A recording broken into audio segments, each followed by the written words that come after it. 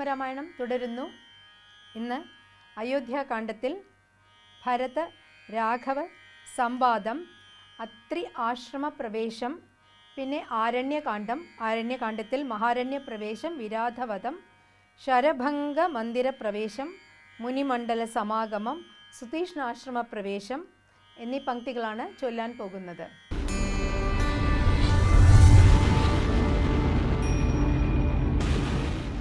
പാതുകാം ദേഹി രാജേന്ദ്ര രാജ്യായ തേ പാദബുദ്ധ്യാ മമ സേവിച്ചു കൊള്ളുവാൻ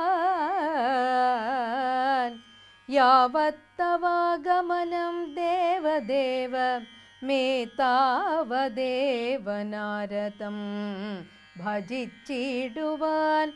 ഇത്തം ഭരതോക്തി കേട്ടു രഘുത്തമൻ പൊൽത്താരടികളിൽ ചേർത്ത മെതിയടി ഭക്തിമാനായ ഭരതനു നൽകിനാൻ. ധന്യൻ ഭരതൻ നമസ്കരിച്ചിടിനാൻ, പിന്നെ പ്രദക്ഷിണവും ചെയ്തു വന്നിച്ചു. മന്ദേതരം പുറപ്പെട്ടു ഭരതനും മാതൃജനങ്ങളും മന്ത്രിവരന്മാരും മിത്രവർഗങ്ങൾ അയോധ്യയിൽ നിന്നു വന്ന് എത്തും. ഇവിടെ ഇരുന്നാലിനിയുടൻ സത്വരം ദണ്ഡകാരണ്യത്തിനായി കൊണ്ട് ബദ്ധമോദം ഗമിച്ചിടുക വേണ്ടതും.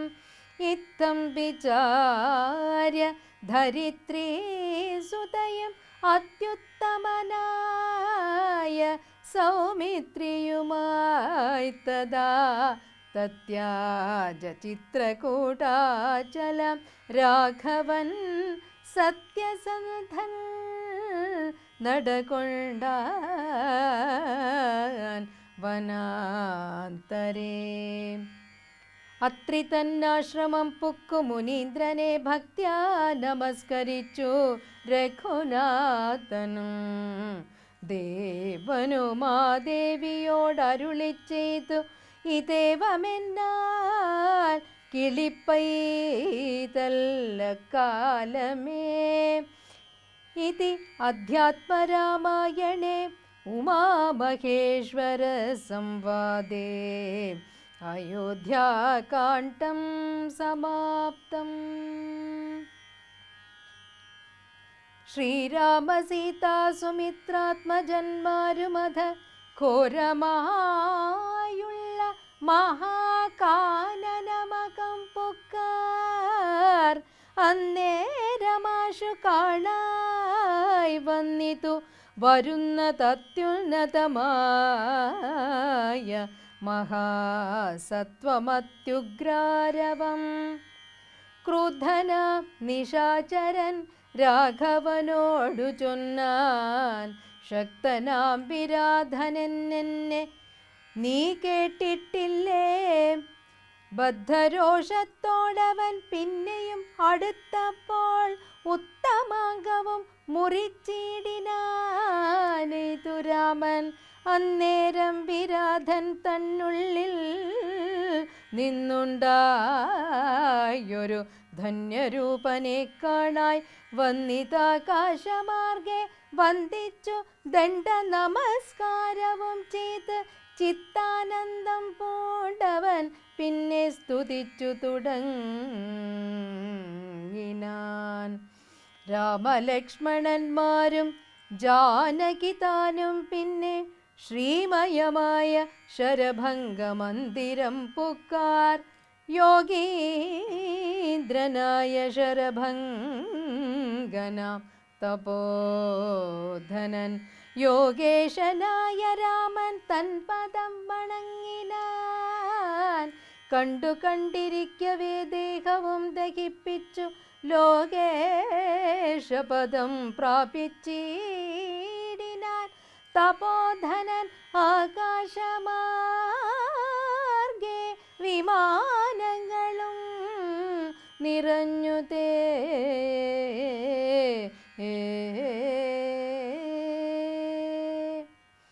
ദണ്ഡകാരണ്യ തലവാസികളായ മുനിമണ്ഡലം ദാശരഥി വന്നതു കേട്ടു പുണ്ടരീകാക്ഷൻ തന്നെ കാൺമാനായി വന്നിടിനാർ.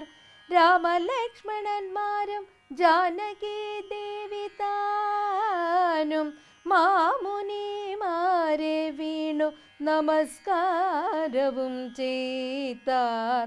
തദ്വാക്യം കേട്ടു ചൊന്നാർ താപസജനം, രാമഭദ്ര നീ കേൾക്ക, മുനിസത്തമന്മാരെ കൊന്നു നിർദ്ദയം രക്ഷോഗണം ഭക്ഷിക്ക നിമിത്തമായി ദേശമസ്ഥിവ്യാപ്തമായി ചമഞ്ഞിതു നാഥ. ശ്രുത്വാ വൃത്താന്തമിത്തം കാരുണ്യപരവശനായി പുരുഷോത്തമനരുൾ ചെയ്തു. നിഷ്ഠൂരതരമായ ദുഷ്ടരാക്ഷസകുലം ഒട്ടൊഴിയാതെ കൊന്നു നഷ്ടമാക്കിയിടുവൻ ഞാൻ. പൃഥ്വീനന്ദിനിയോടും അനുജനോടും കൂടെ സത്സംസർഗാനന്ദേന വസിച്ചു കഴിഞ്ഞതു വത്സരം ത്രയോദശമക്കാലം കാണായി വന്നു. വിഖ്യാതമായ സുതീഷ്ണാശ്രമം മനോഹരം മുഖ്യതാപസകുല ശിഷ്യ സഞ്ചയം പൂർണ്ണം.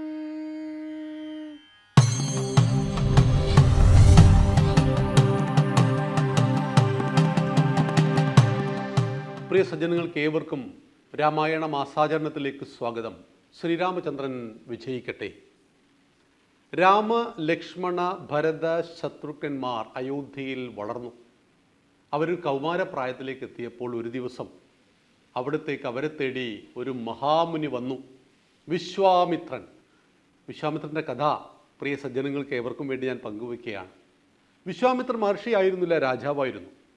രാജാവായ വിശ്വാമിത്രനും അദ്ദേഹത്തിൻ്റെ ഭടന്മാരും നായാട്ടിന് കാട്ടിലേക്ക് പോയി. വഴിതെറ്റി അലഞ്ഞ് ഭക്ഷണവും വെള്ളവും കിട്ടാതെ അവരൊരു ആശ്രമത്തിലെത്തി. വസിഷ്ഠ മുനിയുടെ ആശ്രമം. ആശ്രമത്തിലെത്തുന്നത് അവർ ഉച്ചയോടുകൂടിയാണ്. മുനി പറഞ്ഞു, നിങ്ങൾ കുളിച്ചു വരൂ, ഭക്ഷണം ഞാൻ റെഡിയാക്കാം. അവർ തിരിച്ചു വരുമ്പോഴേക്ക് ലോകത്തിൽ ഇന്നുവരെ വിശ്വാമിത്ര രാജാവ് കഴിക്കാത്ത അത്രയും അമൂല്യമായ വിശിഷ്ടമായ ഒരു സദ്യ അദ്ദേഹത്തെ കാത്തു കിടക്കുന്നുണ്ടായിരുന്നു. എല്ലാവരും ഭക്ഷണം ആർത്തിയോടുകൂടി കഴിച്ചു, കിടന്നുറങ്ങി. രാത്രിയായി. വിശ്വാമിത്രൻ ചിന്തിച്ചു, ഈ ഒരു മഹർഷി, ചെറിയൊരു കുടിൽ താമസിക്കുന്ന ഈ മഹർഷി ഈ 10-200 പേർക്ക് ഇത്ര പെട്ടെന്ന് എങ്ങനെയാണ് ഭക്ഷണം പാചകം ചെയ്തത്? അതും ഇത്രയും വിഭവ സമൃദ്ധമായ സദ്യ. അങ്ങനെയെങ്കിൽ ഇവിടെ എത്ര പരിചാരകന്മാരുണ്ടാവും? ഇതൊക്കെയായിരുന്നു രാജാവിൻ്റെ ചിന്ത. രാത്രി ഒരു 12 മണിയായപ്പോൾ രാജാവ് എഴുന്നേറ്റു. എന്താണ് ഈ ആശ്രമത്തിൻ്റെ പിറകിൽ നടക്കുന്നത് എന്നറിയാൻ വേണ്ടി അദ്ദേഹം ചെന്ന് നോക്കുമ്പോൾ അവിടെ ഒന്നും കാണുന്നില്ല. ഒരു പശുവിനെ മാത്രം കാണുന്നു, മനോഹരമായൊരു പശു.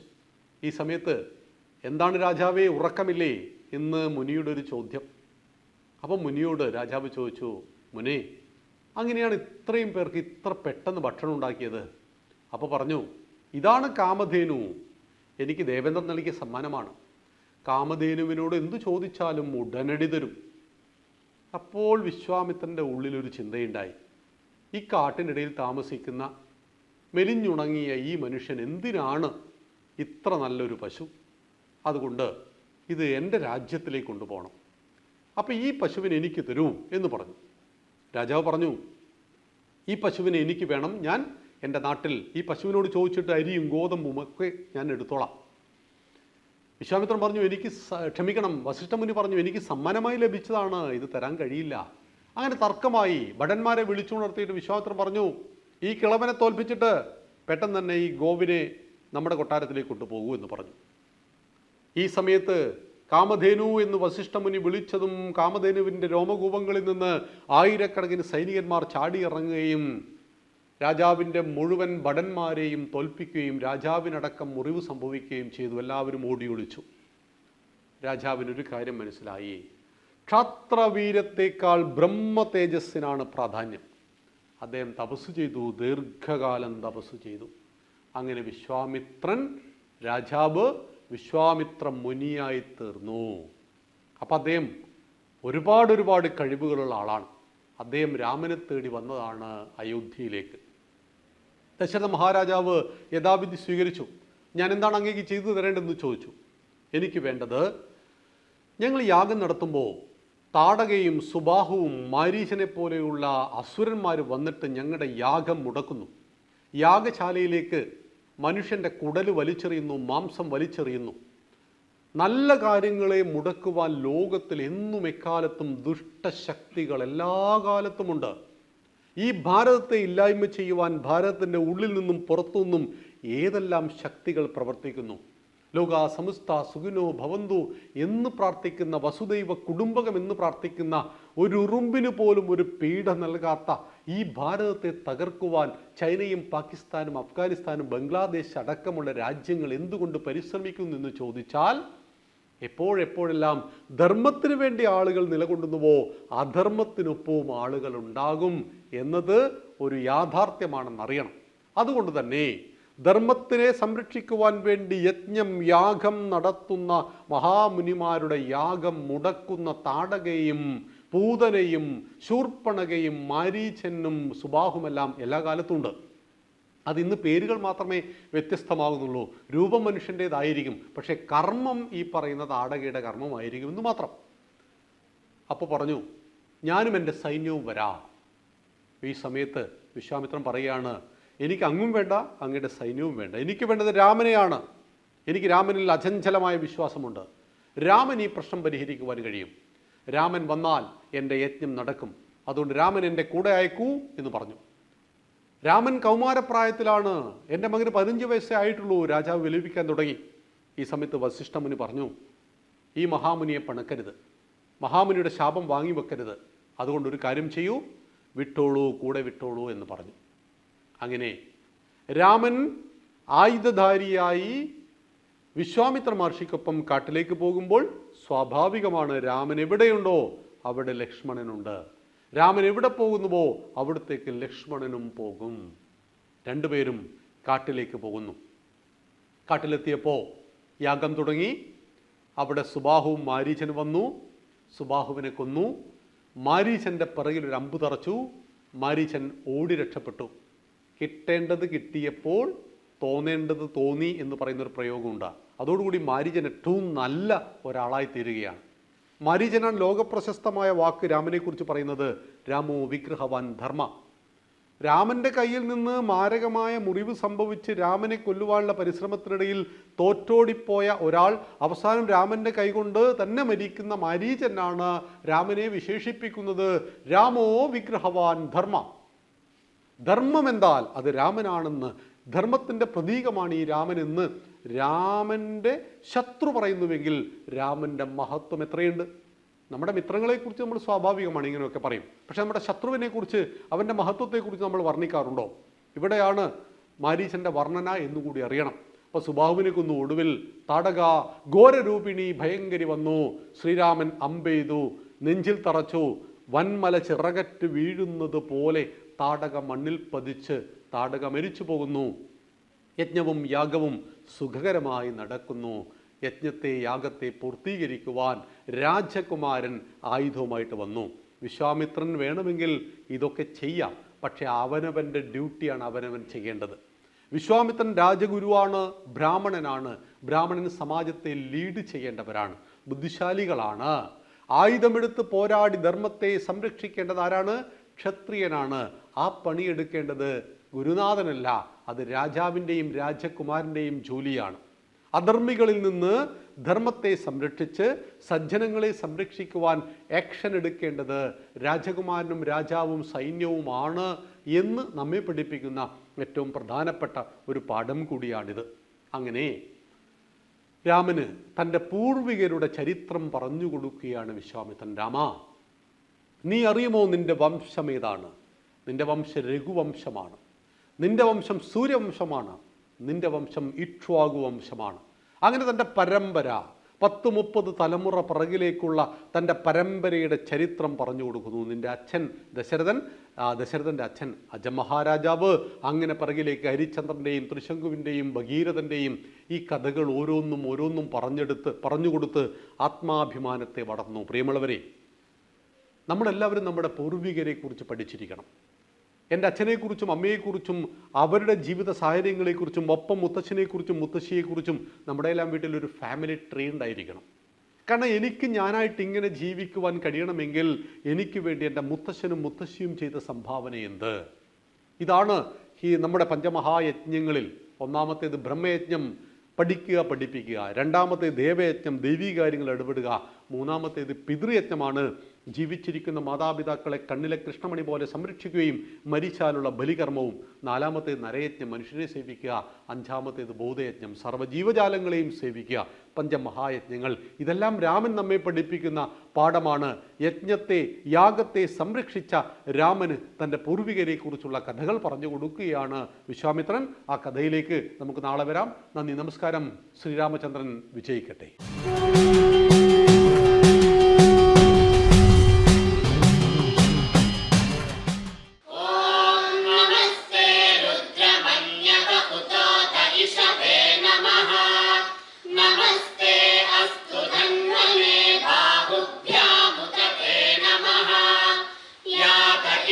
शिवतमा शिवं बभूवते धनुः शिवाशरव्यायातवतयानो रुद्रमृडया. നമസ്തേ. കേവലം ആരാധനാ കേന്ദ്രത്തിനപ്പുറത്തേക്ക് ഭാരതത്തിൽ ക്ഷേത്രങ്ങൾ കലയുടെയും സംസ്കൃതിയുടെയും സംഗമഭൂമിയായിരുന്നു. ഇന്ന് നമ്മൾ എത്തിച്ചേർന്നിരിക്കുന്നതും അത്തരമൊരു ക്ഷേത്രത്തിലേക്കാണ്.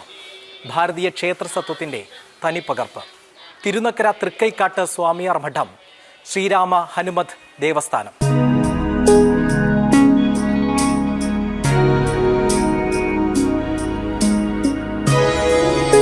സർവവും ഒന്നാണെന്നും ആത്മവും ബ്രഹ്മവും ഏകമെന്നും ലോകത്തെ പഠിപ്പിച്ച മഹായോഗി ശങ്കരാചാര്യരുടെ ആശീർവാദമുള്ള മണ്ണ് തിരുനക്കര സ്വാമിയാർ മഠം. വേദമന്ത്രങ്ങൾ മിടിപ്പാകുന്ന പുണ്യഭൂമി.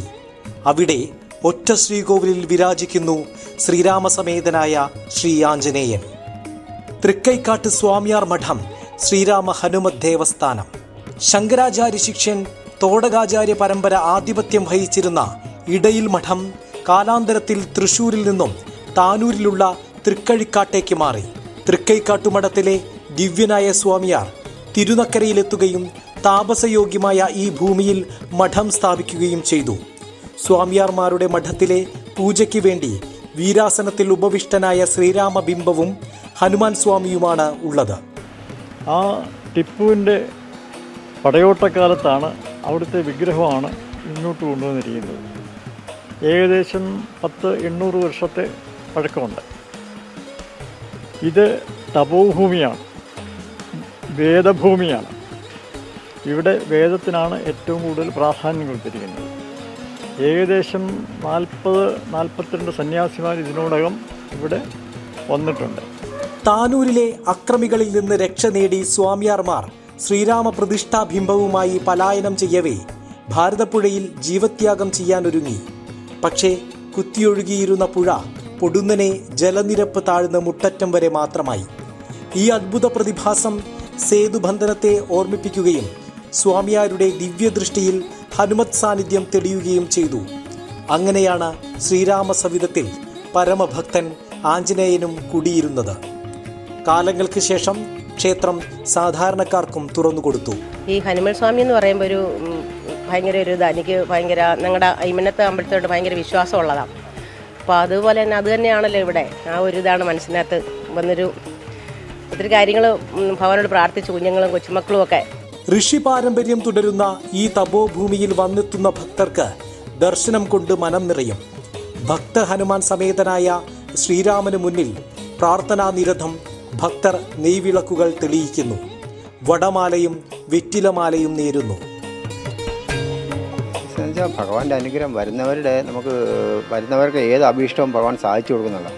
ഹനുമാൻ സ്വാമി എന്ന സർവ്വകാര്യാനുസിദ്ധ്യ, സാധിക്കാത്ത കാര്യങ്ങളില്ല, സർവ്വകാര്യം സാധയ എന്ന ഹനുമാൻ സ്വാമിയുടെ അപ്പോൾ അത് തന്നെ ഒരു വലിയൊരു വരുന്നവരുടെ മുഴുവൻ കാര്യങ്ങൾ ഒരു 16 വർഷമായി ഞാൻ ഭഗവാനെ സേവിക്കുന്നു. ഇവിടുത്തെ ഒരു വെച്ച് എത്ര വലിയ മഹാദുരിതങ്ങളും രോഗങ്ങളും അതുപോലുള്ള കാര്യങ്ങളൊക്കെ ഭഗവാൻ മാറ്റിക്കൊടുക്കുന്നുണ്ട്. സനാതനധർമ്മത്തിന്റെ ആധാരശിലയാണ് വേദങ്ങൾ. സർവം വേദാൽ പ്രതിഷ്ഠിതമെന്ന സത്യം ആസേതു ഹിമാചലം ജനങ്ങളെ ബോധ്യപ്പെടുത്താൻ ശങ്കരാചാര്യരും ശിഷ്യരും ശ്രമിച്ചു. ഭാരതത്തിന്റെ അഖണ്ഡതയും ശ്രേയസ്സും നിലനിർത്താൻ വേദപ്രചാരണം വ്യക്തിധർമ്മവും രാഷ്ട്രധർമ്മവുമാണെന്ന് ക്രാന്തദർശിയായ ശ്രീശങ്കരൻ അറിഞ്ഞു പ്രചരിപ്പിച്ചു. ഈ ദേവസന്നിധിയിൽ ഇപ്പോഴും വേദപഠനം തുടരുന്നു. ഇവിടെ പ്യൂർലി ആത്മീയ കാര്യങ്ങളാണ് നമ്മൾ എല്ലാവർക്കും പറഞ്ഞു കൊടുക്കുന്നത്. കാരണം ഇന്നത്തെ സമൂഹത്തിന് നഷ്ടപ്പെട്ടിരിക്കുന്നത് മൂല്യച്യുതിയാണ്. നമ്മുടെ സംസ്കാരം അനുസരിച്ച് കുഞ്ഞിലേ തൊട്ട് വേദം പഠിക്കണം. വേദമാണ് ഇത് പറഞ്ഞു തരുന്നത്. നിങ്ങളെങ്ങനെ ജീവിക്കണം എന്ന് പറഞ്ഞു തരുന്നത് വേദമാണ്. അതാണ് ഭാരതത്തിൻ്റെ മാഹാത്മ്യം. ദേവഭാഷയായ സംസ്കൃതത്തിന്റെ പ്രചാരണത്തിനായി വിവിധ പ്രവർത്തനങ്ങൾ മഠം കേന്ദ്രീകരിച്ചു നടക്കുന്നു. പഠനവും സംസ്കൃത നാടക പരിശീലനവുമായി സജീവമാണ് ഇവിടം.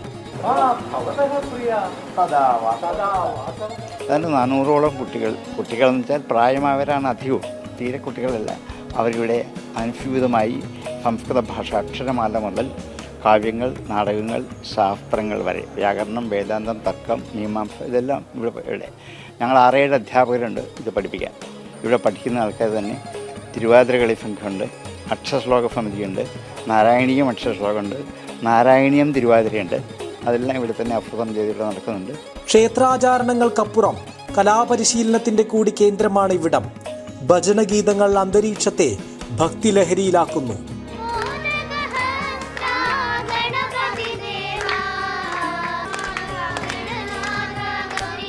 തിരുനക്കര ക്ഷേത്രത്തിലെ 2 ആറാട്ടുകളും പുതിയ തൃക്കോവിൽ ക്ഷേത്രത്തിലെ ആറാട്ടും നടക്കുന്ന ആറാട്ടുകടവ് ക്ഷേത്രത്തിലെ പ്രധാന കേന്ദ്രമാണ്. അതിനു മുകളിലായി അഗസ്ത്യതീർത്ഥവും കഠിനവേനലിൽ പോലും വറ്റാത്ത നീരുറവയുമുണ്ട്. ആറാട്ടുകുളത്തിന് അങ്ങേക്കരയിൽ വിഷ്ണു ക്ഷേത്രവും കാണാം. സന്യാസിമാർക്ക് താമസിക്കുന്നതിനുള്ള സാകേത സൗധവും പുസ്തകശാലയും ക്ഷേത്രത്തിലെ പ്രത്യേകതകളാണ്. ഗുരുവായൂരിലെയും ശ്രീ പത്മനാഭസ്വാമി ക്ഷേത്രത്തിലെയും പുഷ്പാഞ്ജലി സ്വാമിയാരായ അച്യുതഭാരതി സ്വാമിയാരാണ് മഠാധിപതി. ചരിത്രസമ്പന്നവും ഐതിഹ്യശ്രേഷ്ഠവുമാണ് ശ്രീരാമ ഹനുമത് ദേവസ്ഥാനത്തിൻ്റേത്. ഒപ്പം ആരാധന തന്നെ സാംസ്കാരിക പ്രവർത്തനമായി മാറുന്ന അപൂർവതയും. നന്ദി, നമസ്തേ.